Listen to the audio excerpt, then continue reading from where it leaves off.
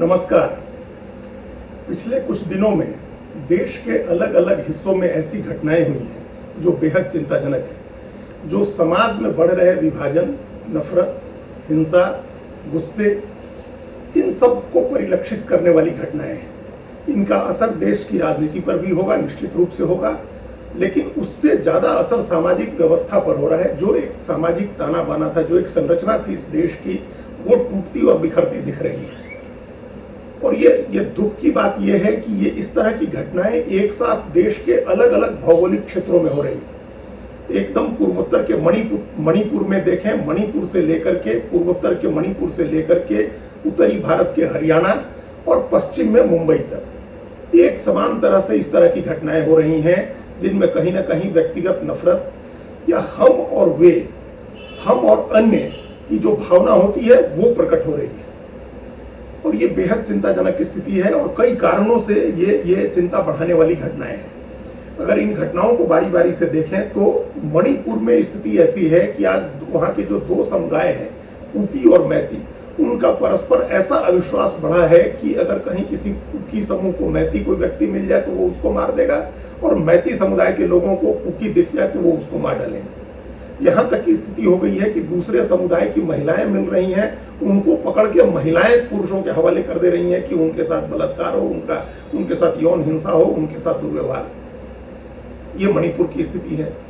उत्तर में दिल्ली, राजधानी दिल्ली से सटे हरियाणा के मेवात में जो हिंसा हुई है, और जो ब्रजमंडल यात्रा के दौरान जिस तरह से एक पूरा इलाका, मेवात का इलाका जिसमें फरीदाबाद से सटा हुआ और गुड़गांव और उधर राजस्थान में भरतपुर को टच करने वाला इलाका, ये पूरा इलाका हिंसा से प्रभावित है।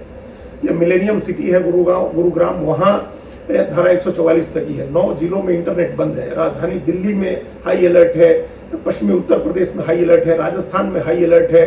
और जिस समय हम ये बात कह रहे हैं, इस समय तक 6 लोगों की मौत हो चुकी है उस नूह मेवात की हिंसा में। सैकड़ों लोग घायल हुए हैं, सैकड़ों गाड़ियां जला दी गई हैं, दर्जनों दुकान जला दिए गए हैं।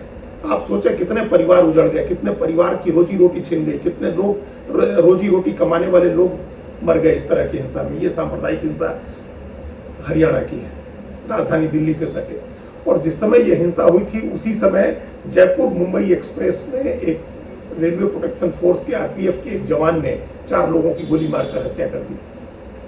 मारे गए लोगों में से 3 मुस्लिम हैं और एक आदिवासी समुदाय के व्यक्ति थे, जो उस गोली चलाने वाले अधिकारी के जवान के सीनियर अधिकारी थे, टेकराम मीणा। तो ये 4 लोगों की हत्या हो गई। और हत्या के बाद जो एक वीडियो वायरल हुआ है, जो बताया जा रहा है कि एक यात्री ने वो वीडियो शूट किया था, उस वीडियो में जिस तरह की बातें हो रही हैं, पाकिस्तान की बात और हिंदुस्तान में रहना है तो क्या क्या करना होगा, वो बेहद खतरनाक और चिंताजनक ट्रेंड की ओर इशारा करने वाली बात है। तो ये सवाल है कि अब इस तरह की क्या इस तरह का बदलाव हो रहा है समाज में, जिसकी वजह से मणिपुर में उसी तरह से 2 समुदायों, 2 जातियों के बीच में हिंसा हो रही है, आपस में नफरत और अविश्वास बढ़ रहा है। राजधानी दिल्ली के पास 2 समुदायों के बीच हिंसा हो रही है, आपसी नफरत और घृणा बढ़ रही है और लोग मारे जा रहे हैं। एक व्यक्तिगत तौर पर कोई व्यक्ति इतना उद्वेलित हो जा रहा है, इतना नाराज हो जा रहा है, उसके मन में किसी दूसरे समुदाय के प्रति या दूसरे व्यक्ति के प्रति ऐसी नफरत भरी हुई है कि वो एकदम कोल्ड ब्लडेड अंदाज में, एकदम ठंडे दिमाग से सोचते हुए हत्या कर दे रहा है दूसरे आदमी की। और हत्या करने के बाद एक राजनीतिक बयान देता है, नेताओं के नाम लेता है। ये इसमें कई तरह की चीजें शामिल हैं। ये तीनों घटनाएं ऐसी नहीं है कि जिनका आप एक पहलू से इनका विश्लेषण कर सकें या कोई एक कारण बता सकें इनके पीछे एक मीडिया में जो नफरत फैलाने वाली खबरें दिखाई जा रही हैं, और लगातार इस तरह के डिबेट हो रहे हैं जिसमें झूठी खबरें और आधा अधूरा इतिहास बता करके एक समुदाय को दूसरे समुदाय के खिलाफ भड़काया जा रहा है, एक वो कारण है। उसी का विस्तार सोशल मीडिया में दिख रहा है, जहां लोग बिल्कुल ही झूठी निराधार खबरें गढ़ी जा रही हैं और उन खबरों के आधार पर एक समुदाय को या किसी जाति को बदनाम किया जा रहा है। किसी अलग तरह के नैरेटिव गढ़े जा रहे हैं और बिल्कुल आधे अधूरे या झूठे ऐतिहासिक तथ्य बताए जा रहे हैं जिनका कोई मतलब नहीं है, वो बता करके और नफरत फैलाई जा रही है। तो मीडिया और सोशल मीडिया इसके लिए एक जिम्मेदार है। राजनीति भी कहीं ना कहीं जिम्मेदार है। नेताओं के ऐसे बयान आ रहे हैं या राजनीतिक लाभ लेने के लिए इस तरह की बातें कही जा रही हैं जिनसे लोगों के बीच विभाजन बढ़ रहा है, लोगों के दिल दिमाग में एक विभाजन बढ़ रहा है। तो ये राजनीतिक और एक मीडिया का एक हिस्सा है, और दूसरा इसकी वजह से सामाजिक विद्वेष आपस में बढ़ रहा है।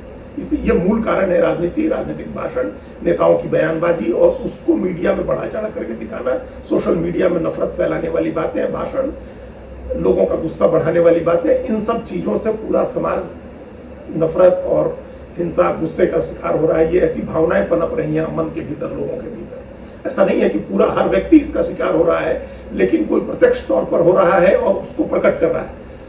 अगर 10% आबादी भी शिकार हो रही है और उसका 1% भी इन भावनाओं का प्रकटीकरण करने लगे तो सोचे कैसी भयावह स्थिति बनेगी देश में। और उस तरह की स्थिति बन रही है इस देश में। हम और वे की भावना फैलाई जा रही है।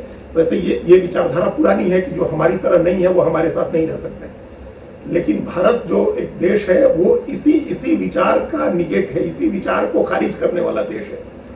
इसकी विविधता, भारत की जो विविधता है वो कभी भी कृत्रिम नहीं रही है, बनाई हुई नहीं रही है। ये स्वाभाविक रूप से विविधता का सम्मान करने वाला देश रहा है। और बड़े गर्व से भारतीय जनता पार्टी के नेता भी कहते हैं कि भारत वो देश है जहां दुनिया के हर धर्म, हर पंथ को सम्मान मिला है। यहां तक कहा जाता है कि दुनिया में 60 से ज्यादा इस्लामिक देश हैं, लेकिन उनकी वहां भी वो सारे इस्लाम धर्म को मानने वाले 72 फिरके नहीं रहते हैं, लेकिन भारत में इस्लाम को मानने वाले सभी 72 फिरकों के लोग रहते हैं। तो ऐसी सहिष्णुता, ऐसा सद्भाव वाला देश है, ऐसी विविधता वाला देश है। और वहां अगर विविधता को लेकर के आपत्ति की जाएगी और विविधता को कमजोरी के तौर पर दिखाया जाएगा और ये धारणा बनेगी कि जो हमारी तरह नहीं है उसको हमारे साथ रहने का अधिकार नहीं है, तो ये बहुत खतरनाक प्रवृत्ति इससे जन्म लेगी। और यही स्थिति जो ट्रेन में चलती ट्रेन में जो 4 लोगों को गोली मारने की घटना हुई उसमें दिखाई देती है। मणिपुर में भी यही घटना, यही प्रवृत्ति दिखाई दे रही है और हरियाणा में भी यही प्रवृत्ति दिखाई दे रही है। लेकिन हरियाणा की घटना में और मणिपुर की घटना में एक दूसरा पहलू भी है, और वो पहलू कानून व्यवस्था का है, पुलिस और प्रशासन का है, खुफिया एजेंसियों का है। अब ये इतना बड़ा तामझाम है, इतना बड़ा तंत्र है खुफिया एजेंसियों का, इतना बड़ा तंत्र है पुलिस और प्रशासन का, इसके बावजूद इस तरह की घटनाएं हो रही हैं। ये एक बड़ा सवाल उठाने वाली घटना है। ये सारी चीजें घटनाएं बड़ा सवाल उठाती हैं। हरियाणा के मेवात में जो घटना हुई है वो कोई एक दिन की या स्वयं स्फूर्त घटना नहीं थी। ऐसा नहीं था कि ब्रजमंडल की यात्रा निकली और जुलूस, शोभा यात्रा निकाली जा रही और नूह चौराहे पर पहुंचे तो अचानक लोग उद्वेलित हो गए और हमले हो गए। इसकी तैयारी दोनों तरफ से कई दिनों से हो रही थी, और जब सोशल मीडिया को ट्रैक करने वाले आम आदमी को जानकारी थी तो निश्चित रूप से पुलिस को भी इसकी जानकारी होगी। और इस सारे घटना की जड़ में एक व्यक्ति है जिसके ऊपर 2 लोगों की हत्या करने का मुकदमा है। आरोपी है, वो फरार है। पुलिस उसको तलाश रही है, गिरफ्तार नहीं कर पा रही है 4 महीने से। और उस व्यक्ति का एक वीडियो वायरल होता है, उसको लेकर के ये दावा किया जा रहा है कि ये व्यक्ति उस यात्रा में शामिल होगा। और जो उसको लेकर के जो दूसरा समुदाय हो उद्वेलित होता है और वो इसका विरोध करने का फैसला करता है। सोशल मीडिया में दोनों तरफ की तैयारियों के वीडियो वायरल होते हैं कि एक तरफ है कि ये व्यक्ति ब्रजमंडल की शोभा यात्रा में शामिल होगा, दूसरी तरफ यह है कि उसको नूह में, मेवात के इलाके में लोग उसका विरोध करेंगे, उसको घेरेंगे और अगर मिला तो हिंसा भी हो सकती है। तो क्या ये बात पुलिस को पता नहीं थी? पुलिस प्रशासन को पता नहीं था? खुफिया एजेंसियों को ये बात पता नहीं थी? अगर पता नहीं थी तो ये बड़ी विफलता है। फिर उस विभाग के होने का, उस खुफिया विभाग के होने का क्या मतलब है? और अगर पता थी और उसके बावजूद नहीं रोका गया तब भी होने का क्या मतलब है? इसको रोका जा सकता था। उस व्यक्ति को लेकर के जो वीडियो वायरल हो रहे थे उस समय कहा जा सकता था कि ये व्यक्ति नहीं शामिल होगा, अगर शामिल होगा तो पुलिस इसको गिरफ्तार करेगी। पुलिस अगर दावे के साथ ये कहती और तो दूसरे समुदाय के लोगों में भरोसा बनता, फिर उनको कानून अपने हाथ में लेने की जरूरत नहीं पैदा होती। हालांकि इस बात से उनका बचाव नहीं हो सकता है कि वो गुस्से में थे और वो नाराज थे क्योंकि 2 हत्याओं का एक आरोपी कह रहा था कि हमारे हैं इस यात्रा में।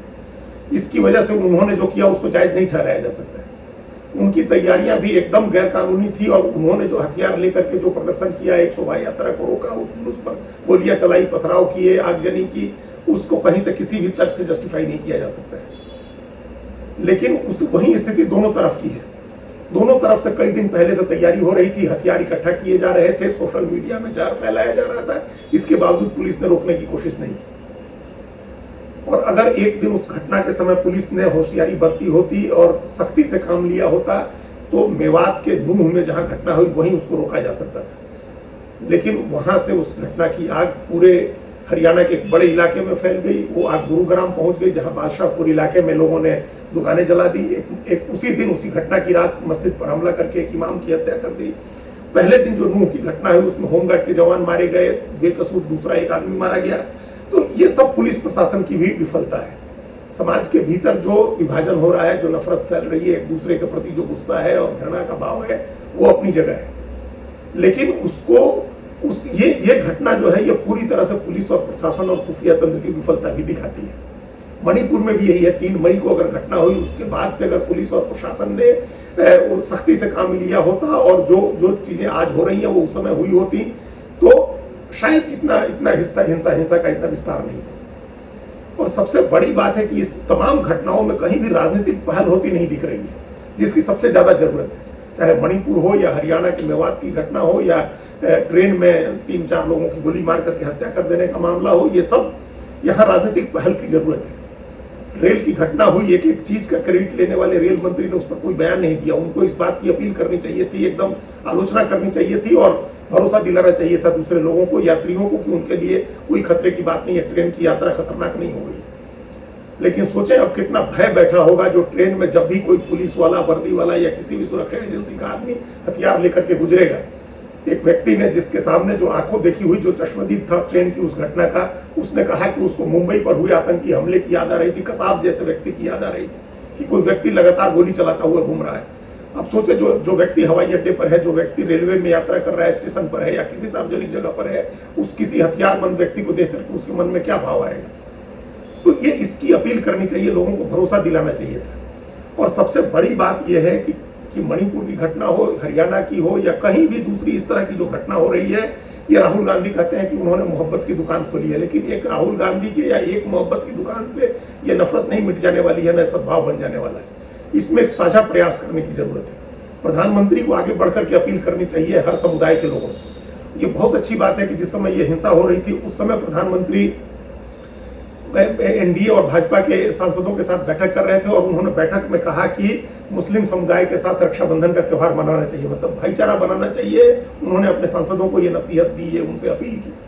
ये बहुत ही अच्छी बात है। ये प्रधानमंत्री को आगे बढ़कर के ये बात पूरे देश से कहनी चाहिए और इसमें कोई संदेह नहीं है कि उनसे ज्यादा अपील इस समय देश के किसी दूसरे नेता की नहीं है। अगर वो अपील करते हैं तो लोग उनको सुनेंगे।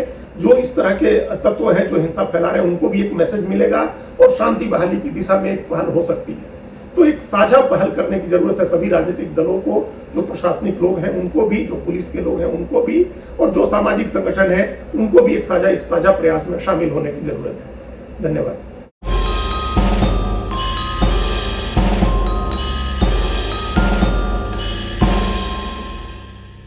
कृपया हमारे चैनल के साथ जुड़िए, लाइक कीजिए, सब्सक्राइब कीजिए, बेल आइकॉन जरूर दबाइए।